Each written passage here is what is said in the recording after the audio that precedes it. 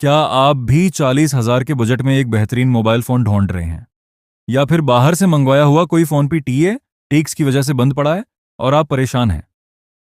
आजकल पाकिस्तान में नया मोबाइल फोन लेना या बाहर से आए हुए फोन को रजिस्टर करवाना एक बहुत बड़ा मसला बन चुका है।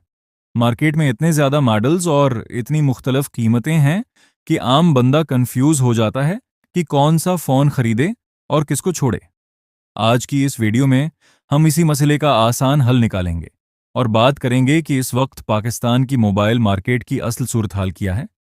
अगर आपका बजट 40,000 रुपए तक है और आप एक ऐसा फोन चाहते हैं जिसका कैमरा भी अच्छा हो, बैटरी भी पूरा दिन निकाले और गेमिंग या रोजमर्रा के कामों में वो हैंग ना हो, तो इस बजट में इन्फिनिक्स और टेक्नो जैसी कंपनियों के चंद मॉडल्स इस वक्त मार्केट में बेहतरीन चल रहे हैं।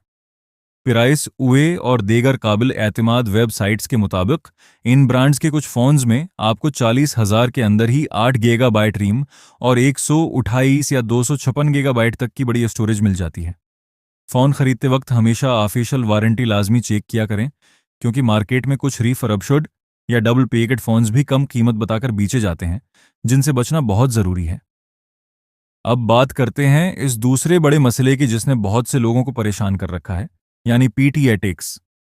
अगर आपके पास बाहर से आया हुआ कोई फोन है, जैसे कि आईफोन 7 प्लस या कोई और मॉडल, तो सबसे पहले ये जानना जरूरी है कि हुकूमत पाकिस्तान की तरफ से हर बाहर से आने वाले पाकिस्तानी को साल में एक फोन बगैर टैक्स के सिर्फ 60 दिनों के लिए इस्तेमाल करने की इजाजत होती है। अगर आप उससे ज्यादा अरसा इस्तेमाल करना चाहते हैं तो आपको टैक्स देना ही पड़ता है।